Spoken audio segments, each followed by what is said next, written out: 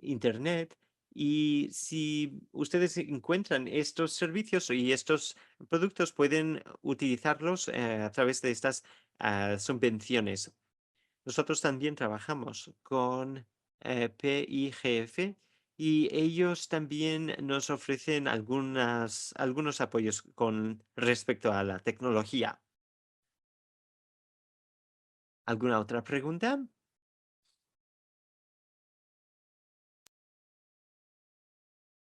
Parece que no.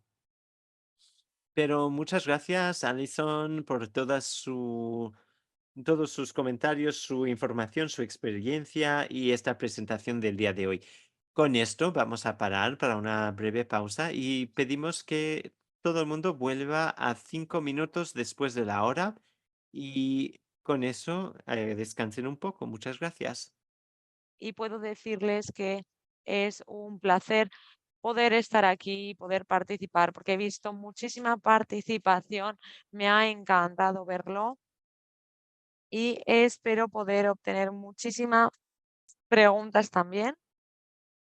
Además de esto, si echamos un vistazo a los porcentajes de personas LGTBIQIA+, quizás podemos decir que yo soy una de las pocas LGTBIQIA+ personas que ha podido participar. Entonces, bueno, es un espacio muy bueno. Estoy abierta a recibir cualquier tipo de preguntas, sobre todo en la sección en la que hablaré sobre LGTBIQIA+. Así que pueden preguntar verdaderamente cualquier cosa que quieran conocer. En cuanto a los acuerdos, yo estoy muy feliz, soy gay, soy formadora, así que pues podéis decirlo sin ningún problema y después, por supuesto, habrá confidencialidad. Si tienen cualquier comentario, lo pueden dejar en el chat sobre la participación del grupo. Voy a ver si alguien tiene que decir algo más y si no, voy a continuar. Además, también me gustaría decir que sé eh, que la base más cercana está a 1 hora de donde yo vivo. Además, también tenemos otra instalación en Sacramento, pero mi base más cercana se encuentra a 1 hora de distancia. Ya han visto estos objetivos de aprendizaje en todas las presentaciones y es lo que yo voy a intentar lograr en esta presentación. Durante las próximas 5 diapositivas vamos a hablar sobre la historia de las personas LGTBQ+ en las Fuerzas Armadas. Y antes de comentar este tema, me gustaría darles una visión general de esta historia para establecer las bases de nuestra conversación. Pero antes de empezar con ello, muchísimas gracias, Ángel. Me gustaría darles una cita que eh, mencionada hace unos días por Biden, porque la verdad es que me llamó muchísimo, sobre todo por el tema de la inclusión y sobre las personas que dejaron de lado. Dijo, todo un soldado que cae que cae con un paracaídas, todo navegador que destruyó las fuerzas alemanas, todos los que incluyen a personas de color y mujeres que sirvieron con mucho coraje a esta nación. Así que a mí me gusta ver cómo está mencionando la discriminación que ha tenido lugar en cuanto a las personas de color y a las mujeres en el ejército y, por supuesto, las personas LGTBIQIA+ también pues las han dejado fuera de esto, porque sabemos que siempre ha sido un problema en el ejército. Algo divertido es que un teniente de los primeros fue homosexual y inmediatamente después de esto, desde el primer año, cuando se creó el ejército de Estados Unidos, este teniente fue expulsado del ejército continental tras ser condenado por ser gay. A lo largo de los siglos XVIII y XIX, el ejército de Estados Unidos licenció a soldados por actos homosexuales, incluso en ausencia de leyes que prohibieran la homosexualidad o la sodomía. Entonces, cualquier persona que forma parte de un grupo marginalizado, estoy seguro que saben que esta es una forma de las que se perpetra la discriminación. Así que esta fue la historia de las Fuerzas Armadas durante más de 200 años. Y la verdad es que puede sobrepasarnos el hecho de pensar en esta historia tan larga de este tipo de discriminación. Pero las buenas noticias es que ahora estamos en otro camino. Hace más o menos 20 o 30 años se han redoblado los esfuerzos para incluir a las personas homosexuales en el ejército. Estas son las buenas noticias. Antes de 1949,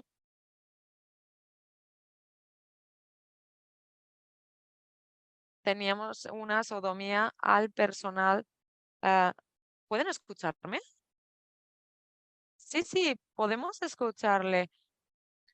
Nancy, ¿quieres enviarle un mensaje al equipo técnico? Vale, perfecto. Era solo para saber si podían escucharme. Entonces, continuamos. En este momento se produjo un cambio entre las personas de las que se pensaba que te estaban llevando a cabo conductas homosexuales y aquellos sobre los que se decía que eran homosexuales. Hasta 1944, todas estas regulaciones se aplicaban solo a los hombres. Y en 1944, por supuesto, pues también se codificó que las mujeres que formaban parte de la comunidad LGTBQIA+, también recibían este tipo de discriminaciones. Desde este momento las cosas empeoraron porque se estableció que nadie que fuese homosexual podía servir y siempre estaba el esfuerzo de mantener a las personas homosexuales fuera de las Fuerzas Armadas. Después, en 1950, hubo una clarificación. Después llegó la guerra de Vietnam y como se necesitaban cuerpos y soldados, hubo una situación informal de no lo digas en la que los homosexuales estaban recibiendo la baja indeseable. No obstante, si eras una persona sospechosa, podrían recibir una baja general, pero vemos que esta discriminación seguía siendo la norma en la época. Estamos en 1981 y ahora ya estamos hablando sobre la historia de la mayor parte de las personas que estamos aquí. Así que aquí tenemos una declaración que formó parte de la directiva del Ministerio de Defensa, que dice, la homosexualidad es incompatible con el servicio militar. Entonces tenemos la idea de que era un juicio moral y las personas que querían servir al país no podían ejercer la homosexualidad para unirse a las Fuerzas Armadas. Así que la verdad es que fue una declaración muy dura sobre el hecho de que estas personas no encajaban, las personas LGTBIQIA+, no podían servir a las Fuerzas Armadas. Y la verdad es que pues, lo único que puedo decir es que me rompe el corazón pensar en lo que podría significar vivir en estos días. Ahora vamos a mostrar un vídeo de las fuerzas aéreas. Todo lo que aparece subrayado son links. Así que en este vídeo podrán tener acceso a las fuerzas aéreas a las que utilice. El Departamento de Defensa de Estados Unidos lanza una política estableciendo que la homosexualidad es compatible con el servicio militar. En los siguientes años, en 1982, se realizó un informe conjunto por el DoD y el personal de defensa de seguridad que establecía que las personas homosexuales no suponían ningún riesgo a la seguridad. En 1993, el presidente Bill Clinton utiliza la política no preguntes, no digas. Barring, lo que hace que las personas gays y lesbianas pues puedan estar en estos servicios militares. En 2011, la política de Clinton, no preguntes, no hables, se repite por la administración de Obama. Tenemos la primavera donde los miembros de la comunidad transgénera aparecen de forma pública. En junio, la política de oportunidad igualitaria en el ejército se modifica para incluir a los miembros del servicio que sean gays o lesbianas. Y en julio, la defensa de secretaría dice que no pueden darse este tipo de bajas por estas causas. Eric Feinin en 2016 se convierte en el secretario número 22 del ejército y es abiertamente gay. Es la primera persona líder del ejército militar que es abiertamente gay. En julio, el presidente Trump anuncia que el gobierno de Estados Unidos no aceptará o permitirá a los individuos transgénero servir el ejército de Estados Unidos. Además, el Departamento de Justicia sigue con esta tendencia en diciembre de 2017. Marzo de 2021, el presidente Biden lanza una orden ejecutiva que permite servicio a los miembros para que sirvan de forma abierta con su género autoidentitario y ofrece también acceso a servicios médicos. Durante nuestra historia, los militares LGTBIQIA+ han servido.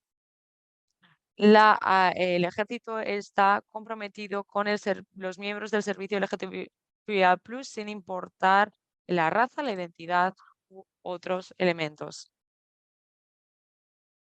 Ahora estamos en el momento presente y la verdad es que a mí me encanta que se haya incluido esta política de inclusión, pero vemos que hemos sufrido discriminación durante más de 200 años y solo tenemos 20 años más o menos de apertura. Así que estas son las bases que hemos utilizado para después analizar las repercusiones de la discriminación histórica LGTBQ+. Una de las cosas que me gustaría mencionar es que cualquier persona que recibió una baja de deshonor en esos años tienen que solicitar una baja general para disfrutar de todos sus derechos y prestaciones. Esto quiere decir que algunas personas que recibió una baja con deshonor, para que tengan un ejemplo, tienen que tomar el paso ellos mismos para poder obtener esta revisión de sus bajas. Y esto es algo muy difícil. En este caso hablamos de miembros pues mayores, veteranos, que siguen sufriendo debido a estas situaciones de discriminación previas. Las familias, los cónyuges de las personas a cargo de los militares LGTBQ solo tenían acceso a las prestaciones a partir de 2013. Después, también podemos hablar de las repercusiones de la discriminación y uno de ellos es el estrés. Esconder la persona que eres y después ser asaltado, esto hace que se aumente estos picos de estrés. Y en ese caso hablamos de un estrés tóxico causado por la incapacidad de ser ellos mismos, lo cual agrava la vergüenza de la agresión. Sobre todo esto se aplicaba a los hombres y ahora tienen que revelar que efectivamente fueron agredidos. Y esto está íntimamente conectado con algo que quizás, con lo que quizás no se han sentido lo suficientemente cómodos. Y sí, denuncian, no solo los hombres, pero todo el mundo, también hay ciertas posibilidades de que el hecho de denunciar, pues destaque alguna información o revele alguna información sobre su historia. Y esto también puede ser muy complicado si hay dos personas en diferentes unidades en el ejército, porque, por ejemplo, tenemos también que tener en cuenta las diferentes capas de la armada del ejército. Todos estos elementos son diferentes formas en las que las personas siguen sufriendo debido a esta larga historia de discriminación que se sufre, que ha sufrido el ejército. Ah, estoy mirando una pregunta sobre la discriminación en intermilitar y yo diría que esto depende básicamente del mandato que hubiese en la unidad, porque el liderazgo puede, puede significar que hubiese una discriminación contra las personas LGTBQIA+. Entonces, y esto puede estar muy individualizado. Eh, la codificación de estos elementos contra la discriminación es bastante nueva y nosotros seguimos intentando luchar por evitar esta discriminación. Sé que han escuchado muchas cosas sobre las características únicas de la vida militar. No me voy a extender demasiado en esta diapositiva, pero cuando están en una comunidad discriminada, por ejemplo, forman parte de la comunidad LGTBQ+, y además forman parte, están conectados al mundo militar, ya sea por una esposa o un padre, esto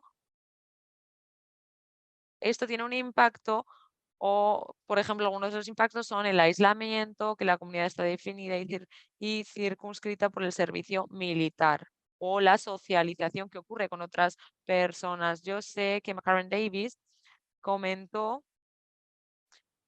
que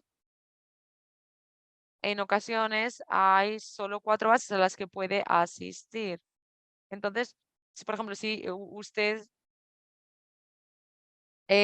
pertenece a la comunidad LGTBIA+, y es un militar con paracaídas, solo puede asistir, solo puede estar en 4 bases. Esto puede ser problemático porque solo los individuos del ejército que forman parte de esta estructura tan rígida están mostrando y están introduciendo a las personas que ellos son dentro de esta estructura.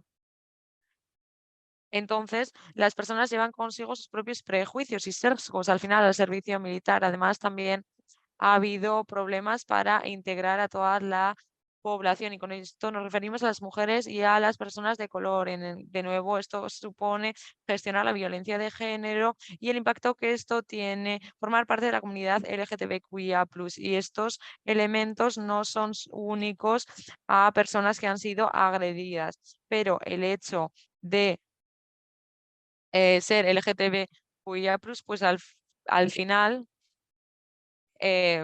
nos muestra que intensifica todo esto. Además, también existe el miedo de denunciar.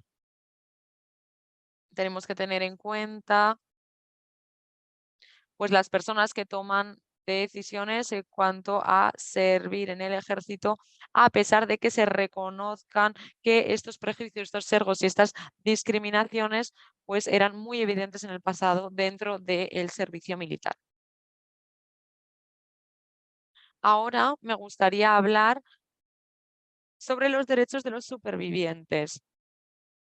Cualquier persona que ha sido agredida tiene el derecho de denunciar, de recibir apoyos médicos y apoyo. Y esto es real para todas las personas conectadas con el ejército, con el servicio militar, ya sea un superviviente militar o las personas que dependen de esta persona. Y este apoyo está disponible a las 24 horas del día. Yo tengo una página con recursos al final de la presentación, tendrán acceso a ellas y mucha de esta información está disponible y para aquellos que para muchas personas esto ha sido muy importante para saber cómo poder conectar con este tipo de apoyo si lo necesitasen. Ahora voy a hacer un experimento y esto es algo que decidí hacer cuando preparaba la presentación. Sabemos que hay 1,4 millones de personas que están en activo y sabemos después que las mujeres son más o menos 230.000. Además, tenemos también los veteranos, que son aquellos que no están activos y son más o menos 14,5 millones. Son personas que no son activos, pero que pueden recibir beneficios todavía. Y después tenemos las personas conectadas a los servicios militares, que también tienen un derecho a acceder a estos servicios. Estos son números que son reales y que están disponibles además. Entonces yo, utilizando estos datos, yo he estimado que podría haber 2,5 millones de personas que se identifican como pertenecientes a la comunidad LGTBQIA+, y que están relacionadas con el ejército, con el servicio militar. Y hay personas que pueden experimentar violencia doméstica, acoso sexual y acecho. Y esto podría significar una cantidad muy elevada de personas, que serían una cantidad muy elevada de personas. Nosotros como defensores podemos saber que va a haber personas que van a buscar este tipo de servicios para poder abordar este trabajo. Por lo tanto, el trabajo que nosotros realizamos es vital para entender cómo podemos navegar lo que significa formar parte de la comunidad LGTBQIA+, y además estar asociado con los servicios militares. Y esa es la razón por la que este tipo de colaboraciones entre las organizaciones civiles y las organizaciones militares son tan importantes, porque nosotros sabemos que estas personas, que cualquiera de estas 600.000 personas que hemos mencionado, pu- tienen muchas formas de denunciar y de recibir apoyo a través de las organizaciones civiles. Por lo tanto, es esencial que nosotros empecemos a entender que las personas de LGTBQIA+ tienen necesidades diferentes, aquellas que están conectadas a los servicios militares, y que puede que las encontremos en los servicios civiles buscando ayuda. Además, también hay muchas cosas disponibles a través de diferentes canales y en los servicios militares. Ahora bien, en mi área, yo creía que era diferente en los otros lugares de Estados Unidos, pero en mi área los supervivientes que han utilizado los canales civiles han sido, han sido capaces de realizar una denuncia confidencial que genera un informe. Muchas áreas únicamente hacen los exámenes WAPA. Nosotros no lo hacemos así. La mayor parte de nuestros exámenes, pues son estos que les he comentado. Y la razón por la que estoy mencionando esto es porque nosotros queremos apoyar a los sobrevivientes con para que sean capaces de denunciar lo que ellos quieran. Por ejemplo, si quieren hacer una denuncia completa, en ese caso queremos apoyarles para que lo hagan. Y el examen de guapa es una forma muy buena. Esto es bastante similar cuando comparábamos la denuncia confidencial y no confidencial.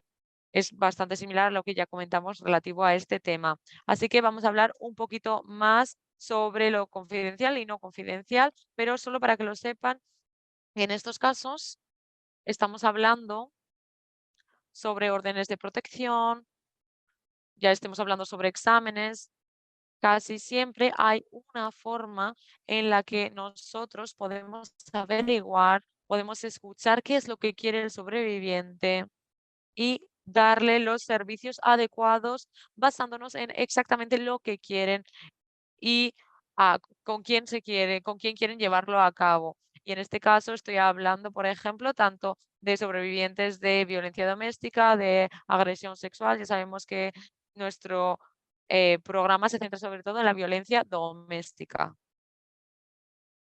Existen muchos recursos para los supervivientes que sean conectados o no a los servicios militares. Todo esto tendrá un efecto en si la persona quiere aprovecharse de estos servicios. Bueno, vamos a hablar un poco de algunos de los procedimientos militares. Quería mencionar que em, las denuncias siempre están dirigidas por los supervivientes. Estaba hablando con una amiga que es del servicio militar y ella estaba diciendo que hay unos grupos de preparación. Cuando pensamos en estos grupos de preparación, en cada unidad del ejército están relacionados con un mando y ellos son personas que están listas para ayudar al servicio militar y es un gran lugar para ir para buscar información y conectarse con otras personas que tienen algún tipo de conexión con el servicio militar. Pero lo que sabemos es que a veces la cuestión de confidencialidad puede ser vulnerada en estas situaciones cuando hablamos con estas personas. Entonces, todos estos recursos y apoyos tienen una ventaja y una desventaja. Entonces, nosotros queremos escuchar y queremos intentar proteger los derechos de estas personas hasta cuando es una cuestión de divulgar su información sobre su estatus de LGBTQIA+, y queremos realmente respetar al superviviente para que ella o él sea el dueño del proceso y que pueda liderar el proceso. Ya sé que muchas personas han hablado de las denuncias confidenciales y no confidenciales. Yo tengo una buena descripción aquí. Un informe restringido o confidencial se produce cuando se informa de una agresión o incidente a a las Fuerzas Armadas o a los asuntos veteranos. Y esto le permite a la persona decidir si quiere que se haga una investigación o no. Y se hará la investigación una vez se denuncia de manera no restringida o no confidencial. Entonces, lo que yo quería explicar aquí es la intersección entre las denuncias confidenciales y el sistema civil. Si alguien quiere hacer una denuncia confidencial dentro del sistema militar, es muy importante que esta persona entienda que lo que hacen en el lado civil también va a tener un impacto en esta denuncia em, confidencial, porque una persona que vaya a realizar una denuncia en el lado civil, ya no tendrá derecho a tener una denuncia confidencial en el sistema militar.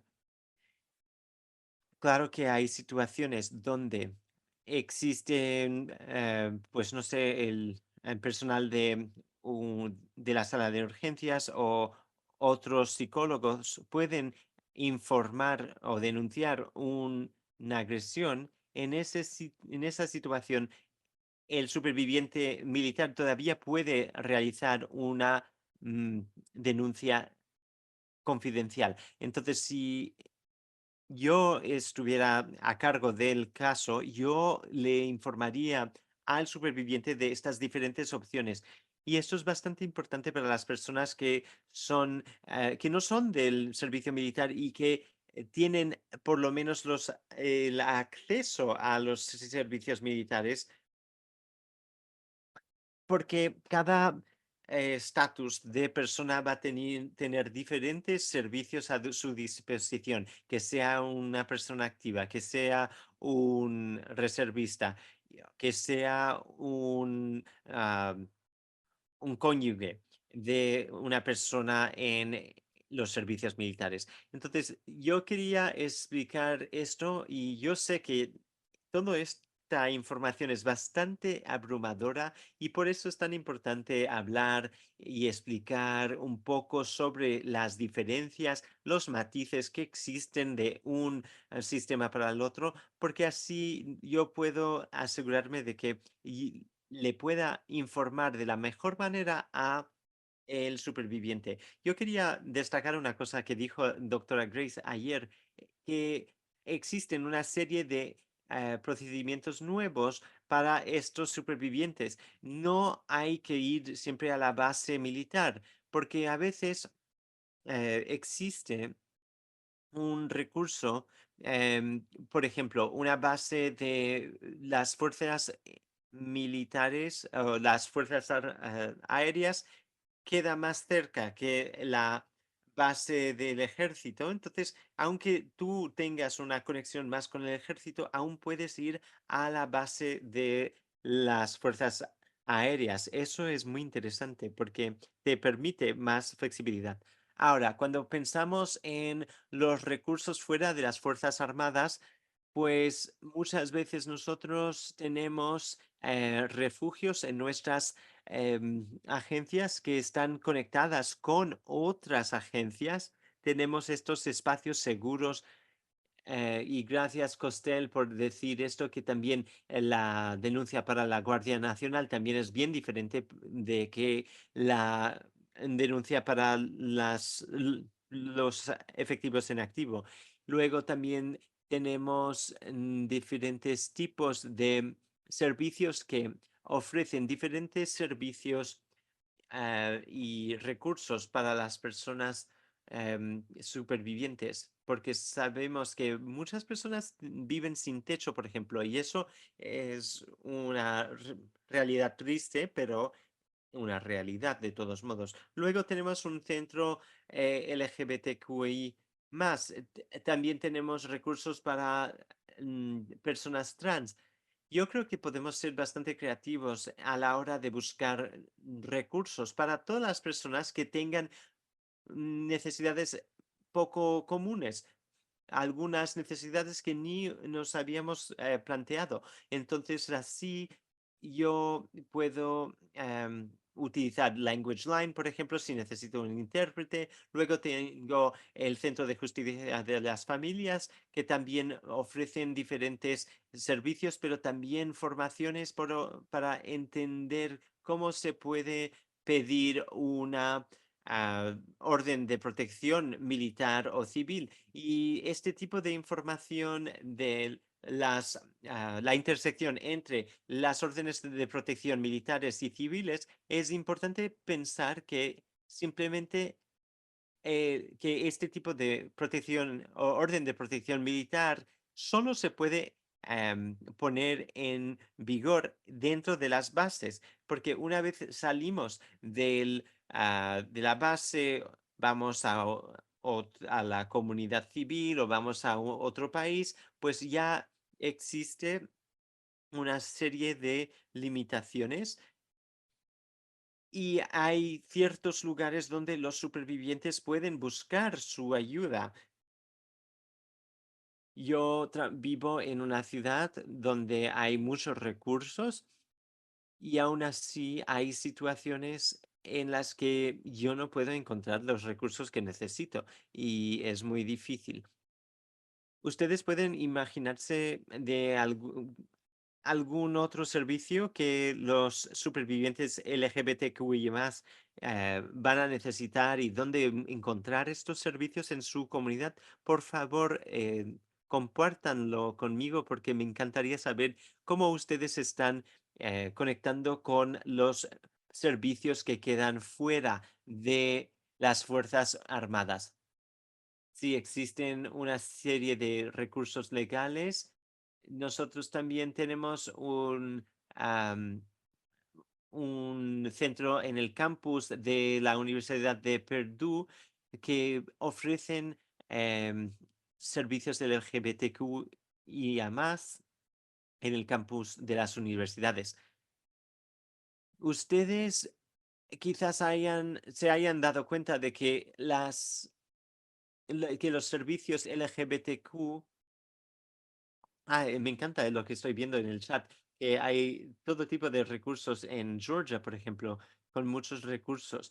Yo ya he estado en Georgia y a pesar de mis propios sesgos, yo sé que hay muchos recursos para personas LGBTQ en Georgia. Diferentemente de lo que se ven en muchas de mis diapositivas, aquí verán que todas estas afirmaciones, la verdad, son interrogaciones. ¿Por qué? Pues porque yo tenía una serie de preguntas que me surgieron. Y gracias aquí por las informaciones sobre Michigan. Yo sé que tengo una población que quiere servir, pero que tienen un factor común de em, implicación militar y que se someten a la violencia porque viven en esta población y que tienen que enfrentarse a la posibilidad de que haya em, un sesgo contra las personas LGBT y nos tenemos que preguntar cómo podemos encontrar maneras creativas para continuar a apoyar l- a los sistemas codificados que existen en los servicios militares. Yo sé que algunos intercesores no hacen esto, pero yo veo mucho la serie, una serie de Law and Order, donde hablan de prostitutas, niños prostitutos y prostitutas. Y había un episodio que se llamaba El deber de esperar, es decir, de tener esperanza.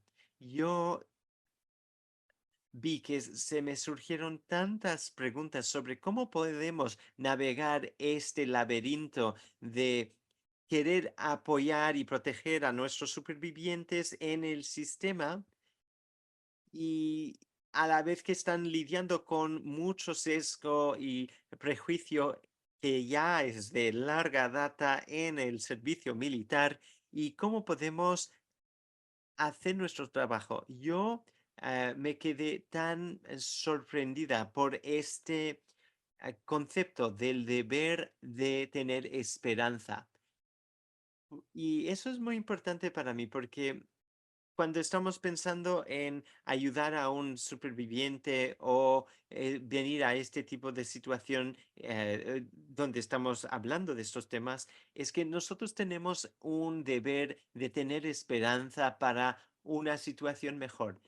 A pesar de que estemos en este periodo de transición y que tengamos una administración nueva como la tuvimos del año 2017 al año 2021 y que todo puede cambiar acerca de la codificación en el servicio militar. A pesar de todo eso, nosotros todavía podemos darles esperanza a nuestros miembros de las Fuerzas Armadas y eso es muy importante para ayudar a los supervivientes LGBTQIA+.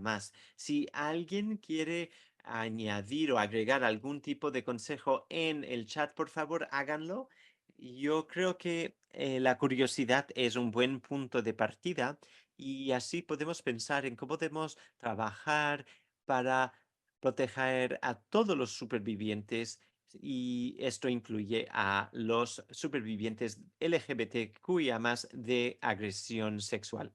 Con esto vamos a dar una pausa solo para pensar en diferentes cuestiones. Por ejemplo, cuando pensamos en estos sistemas, Mira, este comentario ha sido muy bueno, que es preguntarles a los supervivientes qué es lo que podemos hacer mejor. Bueno, ahora, pensando em, en el hecho de que a partir del año 2011 las personas LGBTQI más podían servir en el servicio militar de manera abierta por primera vez.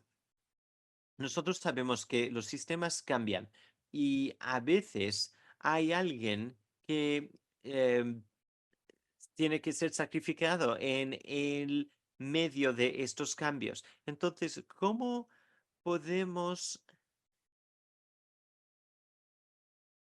proteger los derechos de una persona y a la vez apoyar a las personas en el medio de estos cambios que hemos visto en la en el servicio militar? Porque yo ya he tenido situaciones en las que yo he prometido alguna cosa, pero luego no he podido cumplir con ella porque las cosas cambiaron. Así, nosotros sabemos que muchas veces las cosas cambian y cuando las cosas cambian, quiere decir que a veces nosotros tenemos que cambiar lo que podemos esperar. Entonces, ¿cómo podemos continuar siendo intercesores para el cambio en pro de las personas LGBTQI más? ¿Cómo les podemos proteger el derecho a la privacidad y a la vez ayudarle a esta persona a recibir los servicios que necesita? Entonces, voy a respirar fundo y así vamos a pasar a hablar sobre cómo construimos estas asociaciones y colaboraciones para ver un cambio. Así he incluido en los recursos un estudio realizado por un grupo LGBTQIA+, que habla del proceso que conllevaron para este tipo de cambio y nos da instrucciones paso a paso, también problemas comunes y luego nos... am, es interesante porque Eva, después de mi presentación, os va a dar más detalles sobre todo esto. Y también quería mencionar que este tipo de colaboración puede ser informal. O puede ser simplemente, hola Nancy, yo tengo un superviviente aquí y necesito tal cosa. O pueden ser más formales, de agencia a agencia y de base en base. Entonces, no quiero que ustedes menosprecien el valor de las asociaciones informales. Cualquier manera de conectarse entre las agencias y entre los militares y los civiles. Esto nos permite a tener ese tipo de intercambio y podemos ver que se solapan los diferentes servicios y a veces así podemos asegurarnos de que se están cumpliendo con las necesidades de las personas.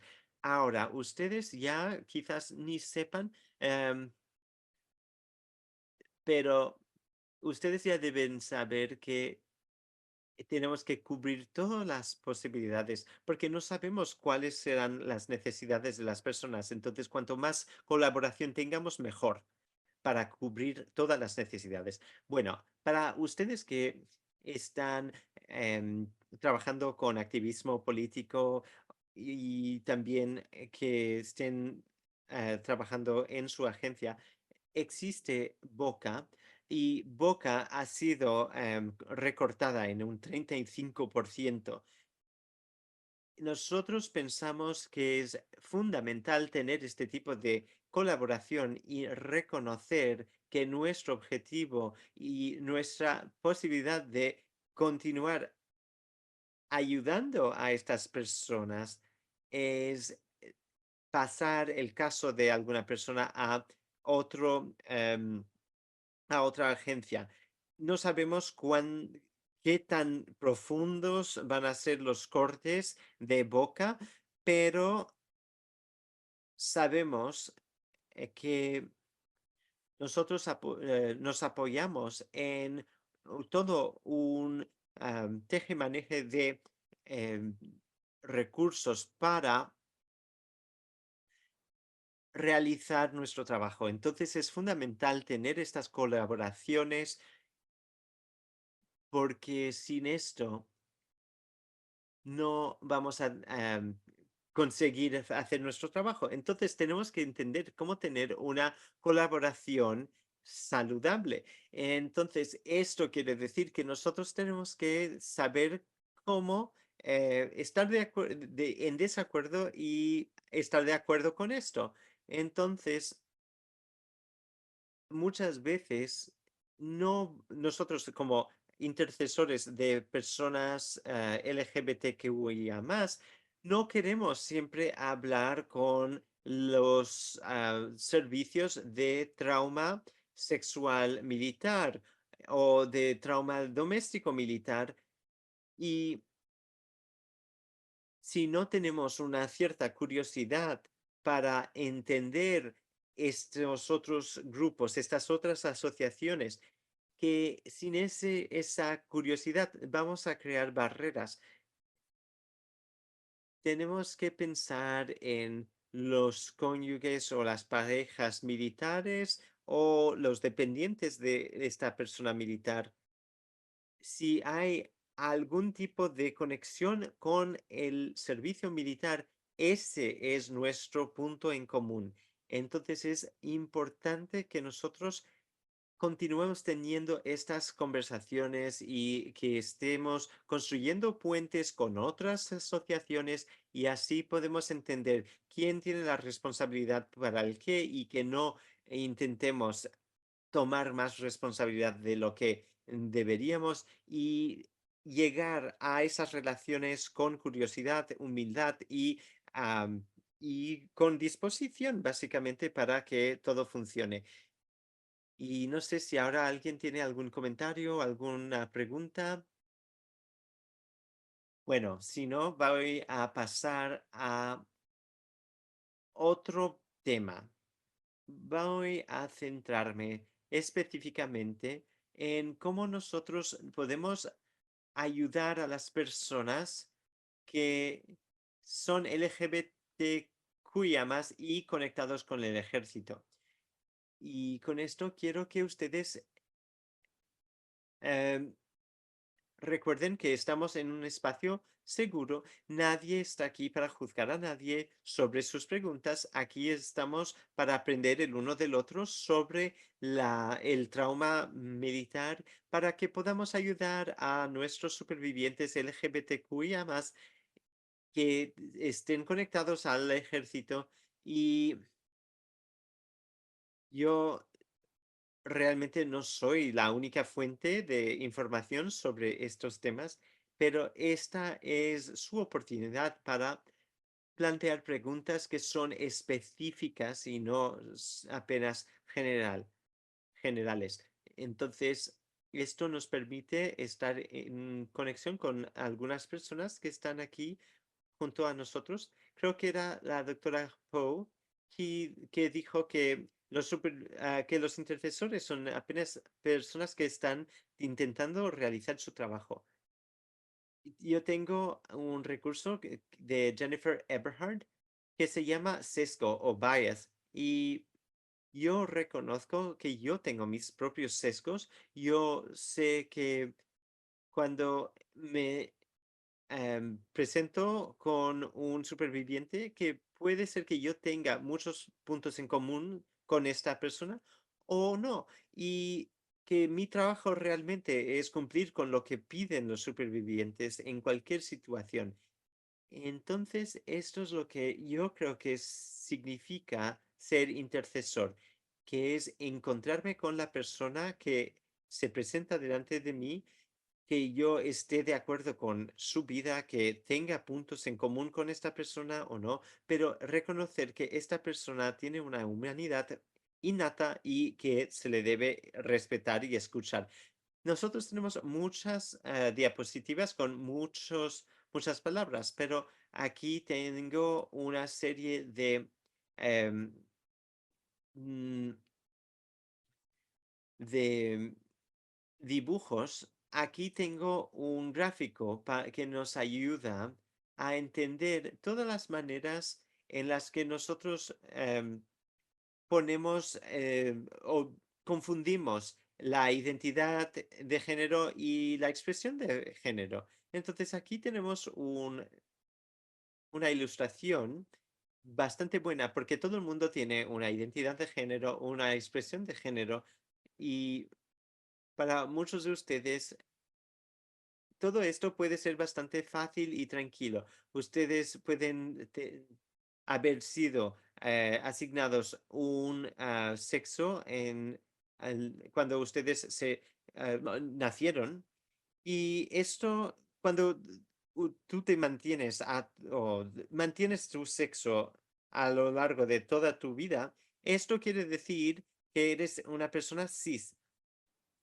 Si tu identidad de género es el mismo que el sexo que se te asignó en el nacimiento o al nacer, quiere decir que tú eres una persona cis.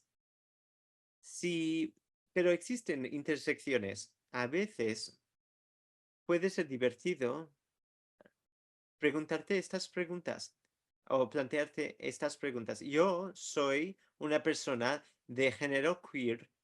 Y esto quiere decir que yo soy una persona que tiene otra identidad sexual. Un día puede ser una cosa, otro día puede ser otro día en cuanto a mi expresión de género.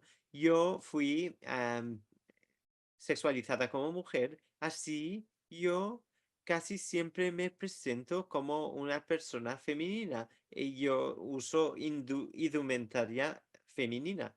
Y así las personas me llaman ella o usan el pronombre femenino. Y para mí esto me presenta la posibilidad de educar a la persona. Yo fui asignada femenina o niña como cuando al nacer. Yo tengo una esposa que es trans. Yo también me eh, relaciono con personas que se llaman lesbianas y que son mujeres. Yo no tengo relaciones románticas con personas que se identifican como masculinos o personas que se consideran masculino cis. Entonces, esto es un gráfico bastante interesante porque nos ayuda a entender cómo podemos apoyar a la persona que está buscando apoyo. Si necesitas ayuda para pensar en estos temas, sobre todo para las generaciones más viejas o más mayores, esto nos permite pensar en diferentes identidades y hay muchos otros gráficos parecidos. Hay cosas más secos y más objetivos, pero este aquí me gusta bastante porque es bastante divertido. ¿Hay alguna pregunta sobre estos temas? Tenemos la pregunta de pansexual.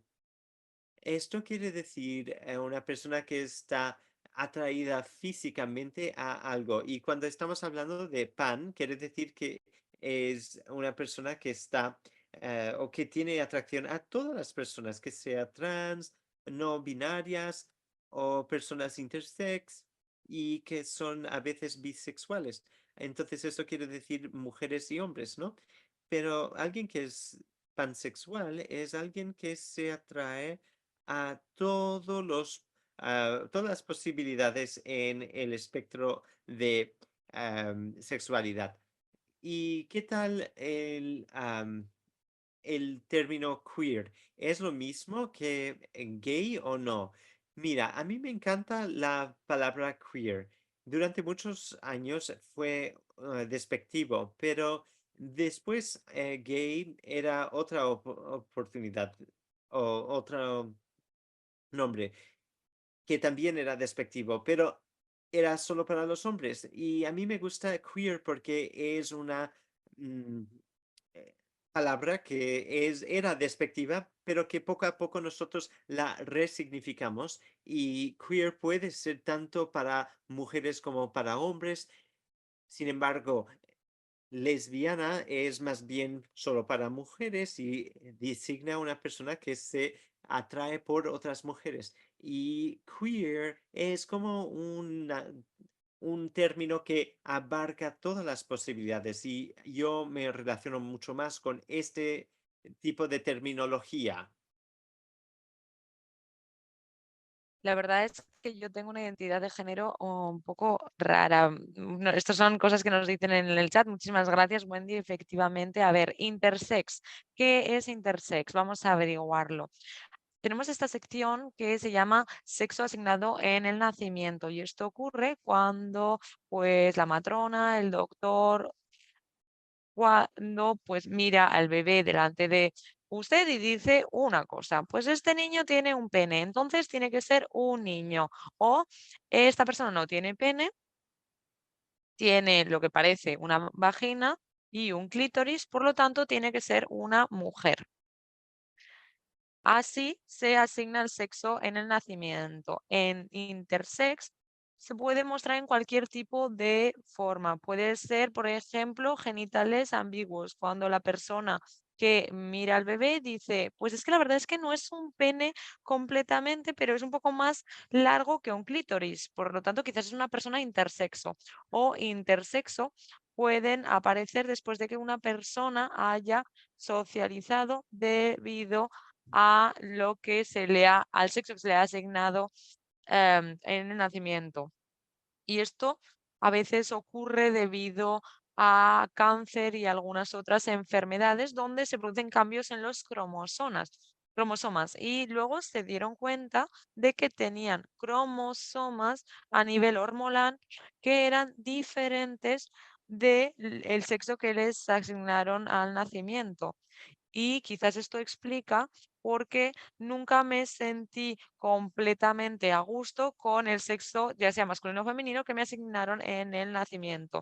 Así que básicamente el sexo se asigna al nacimiento cuando una persona ve a un bebé y dice, ay, estos genitales son un poco raros, entonces es una persona intersexo, o puede también surgir más tarde cuando una hormona o un test muestra que una persona que está viviendo como hombre o mujer tiene cromosomas o características hormonales que corresponden al género opuesto. Espero haber respondido correctamente a esta pregunta. ¿Hay alguna otra pregunta?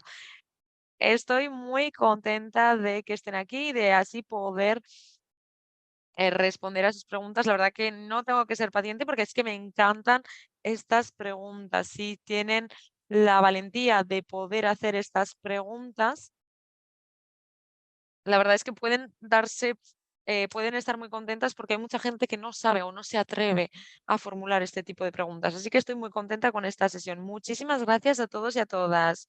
Entonces, cuando empezamos a entender que había más allá dentro de el espectro de género de un hombre y una mujer, las personas empezaron a diferenciar entre él y ella. Yo utilizo los pronombres que mencioné anteriormente y también tenemos el pronombre they en inglés, lo que correspondería en castellano a ella. Por ejemplo, en inglés podemos decir ellos me han dicho algo, pero se refiere a un individuo cuando no sabemos de quién se trata. El rango de pronombres que tenemos o que surgieron antes de que las personas los propusiesen. Y era una forma de utilizar algo que no se refería a ella o a él. Yo, cuando empecé a utilizar diferentes pronombres, yo, por ejemplo, añadía entre paréntesis una S adelante de HE, que en inglés significa él, para mostrar que era como ella, él. Y yo en ese momento me encontraba pues muy cómoda.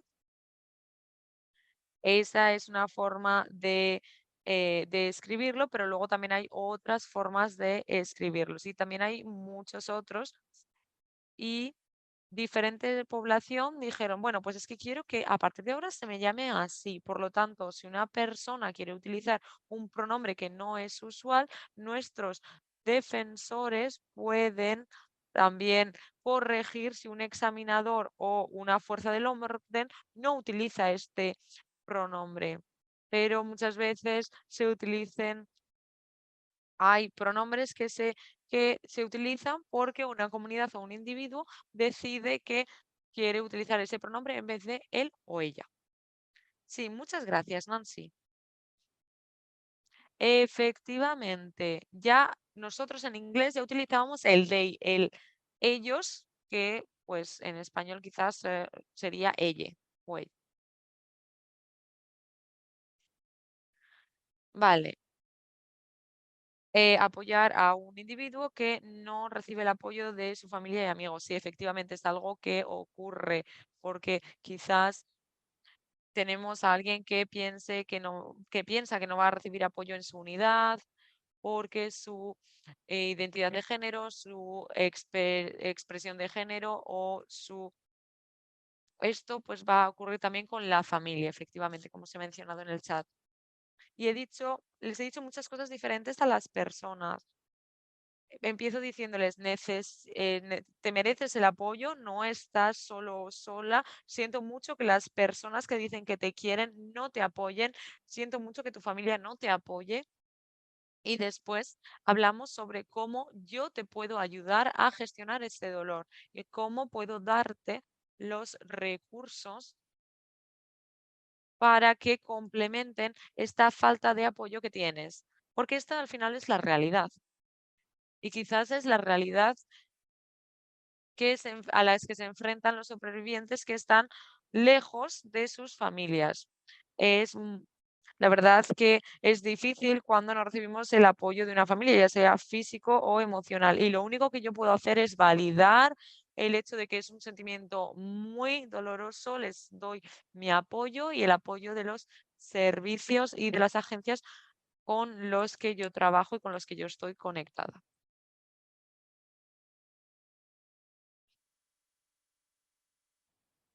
Y no estamos diciendo que se tratan de características únicas. Bueno, algunos de los pronombres sí, pero algunos de estos elementos lo pueden necesitar cualquier tipo de sobreviviente en cualquier tipo de trauma. Entonces, ahora yo quiero que recordemos que escuchar y pues ir más despacio es esencial. Yo voy a mencionar una herramienta que es muy útil tanto para nosotros como para los sobrevivientes. A veces tenemos muchos exámenes. Por ejemplo, en mayo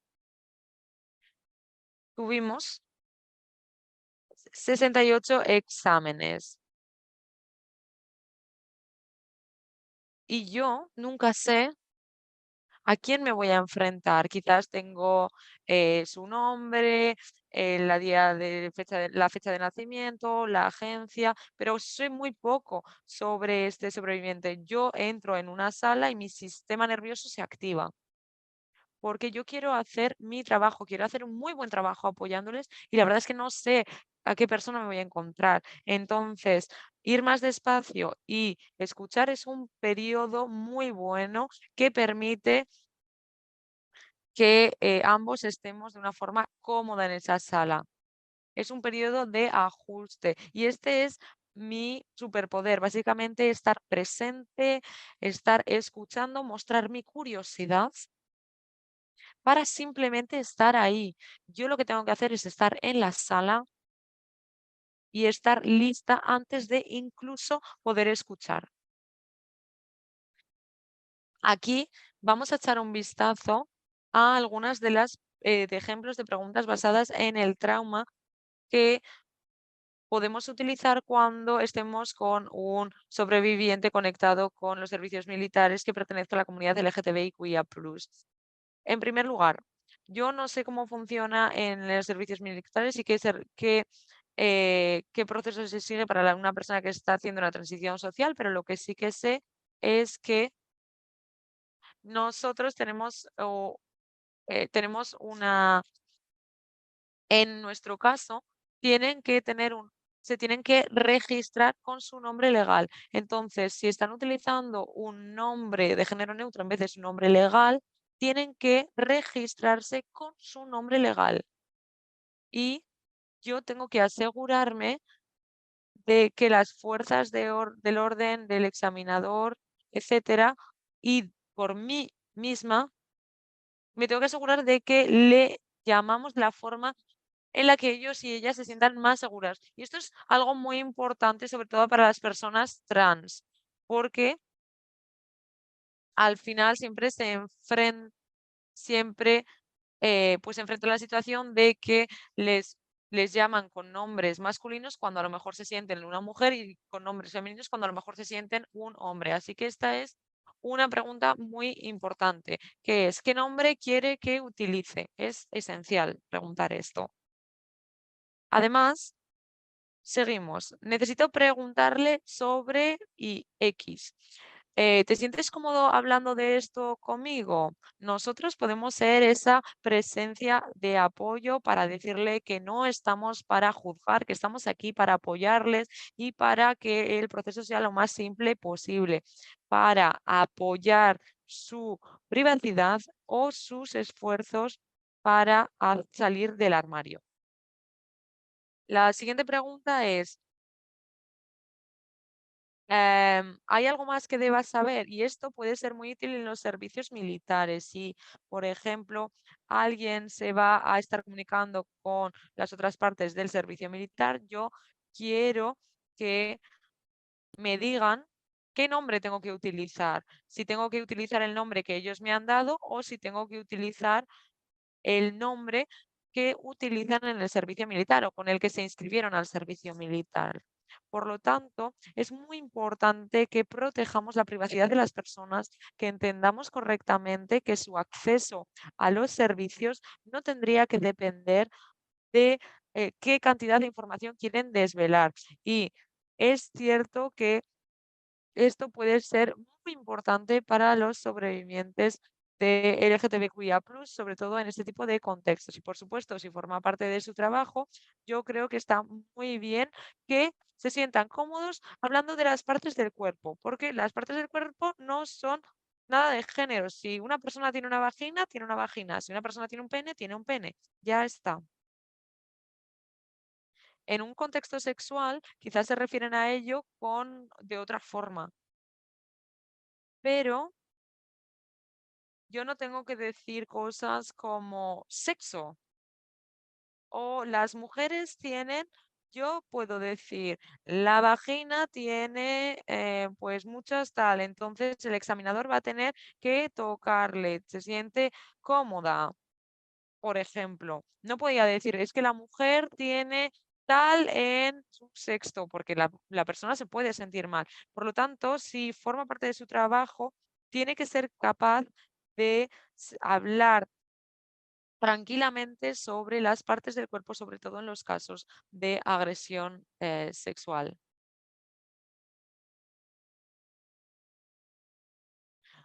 Además, a mí siempre me gusta decir lo que no se podría hacer o lo que no se debería hacer. Aquí tenemos algunos ejemplos de vulnerabilidades que van a surgir cuando apoyan a un sobreviviente LGTBQIA+. Y esto forma parte de básicamente mantenernos en nuestra línea y no juzgar la forma en la que las personas se comportan o cómo se identifica. No tenemos que tener miedo de hacer preguntas clarificatorias. Entonces, en vez de decidir el pronombre de una persona, podemos decir, podemos hacer las preguntas para incluirlos en los informes médicos. Y quizás no se aplica al 90% de sus pacientes o de sus clientes, pero al menos será útil para que las personas que lo necesitan se sientan seguras si eso es lo que necesitan. Además, repito, no tenemos que juzgarles, tenemos que estar presentes y escuchar qué es lo que necesitan en este momento de crisis. No les tenemos que decir qué es lo que nosotros pensamos, tenemos que centrarnos en cómo podemos apoyarles. Ah, esta es una clarificación muy buena, efectivamente. Es una muy buena forma de responder para una persona que dice, por supuesto que soy un hombre, mírame.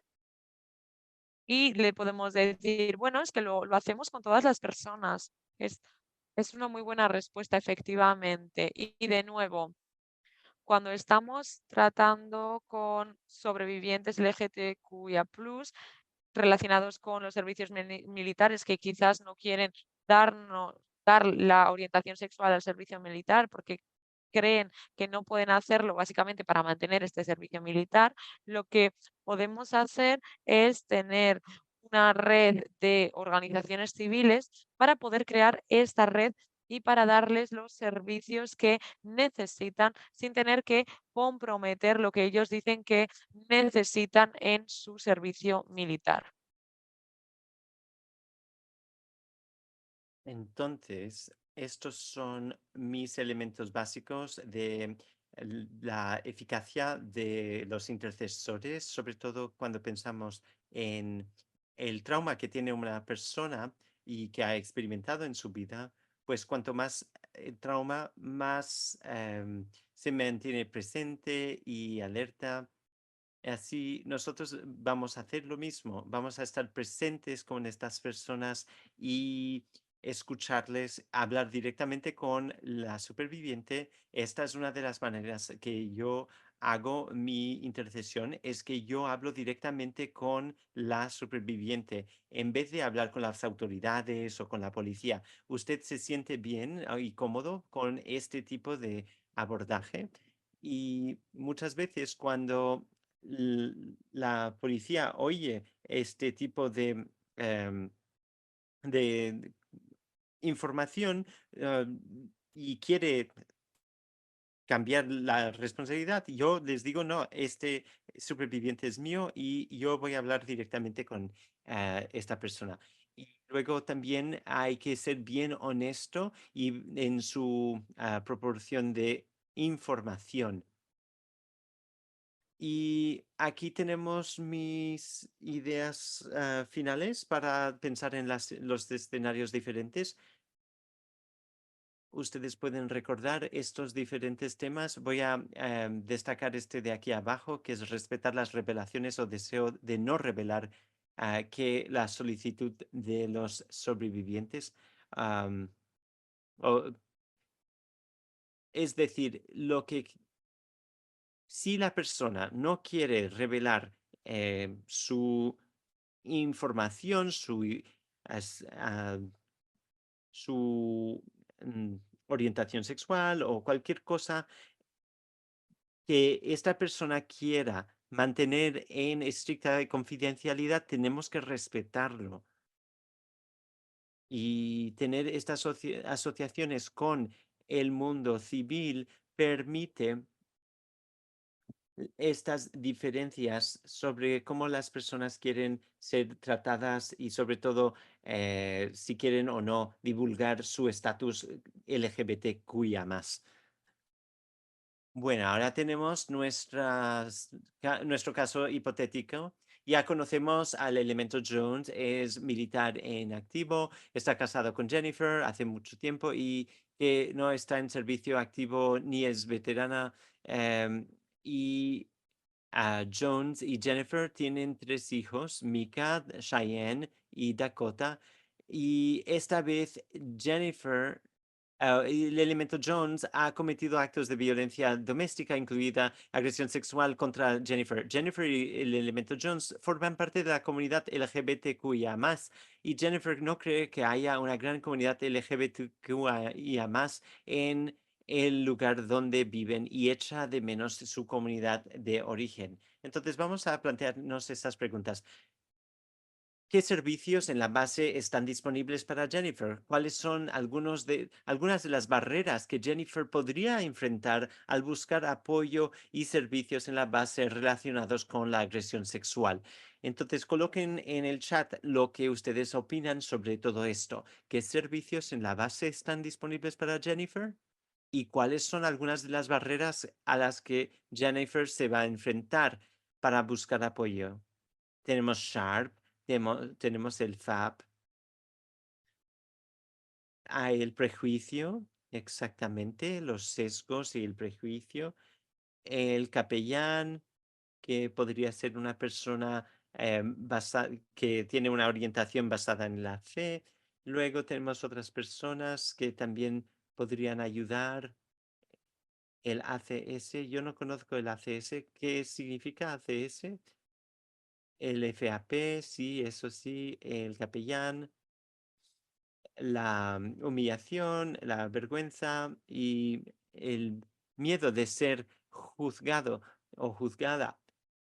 Y muchas veces piensan, hay gente que piensa que la gente LGBTQIA más pueden fragilizar el equipo o causar problemas.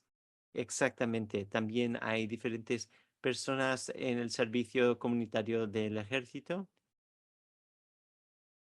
Vamos a hablar de diferentes tipos de asociaciones o derivaciones entre militares y civiles apoyarían mejor a Jennifer. ¿Cómo podrían trabajar?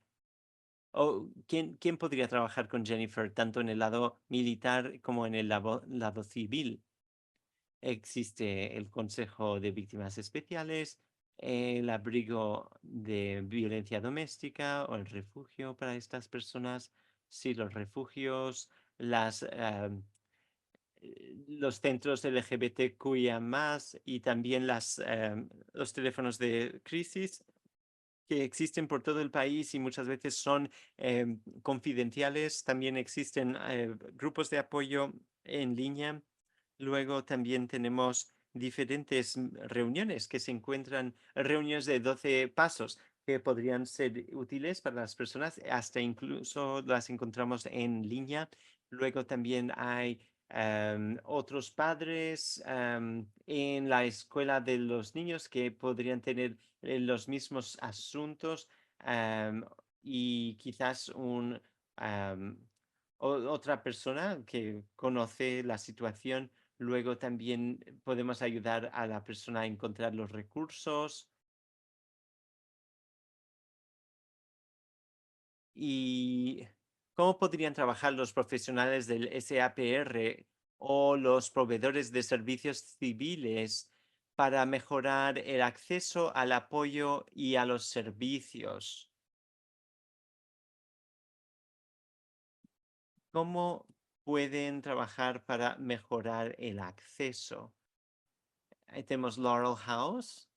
Qué fantástico, sí, interesante.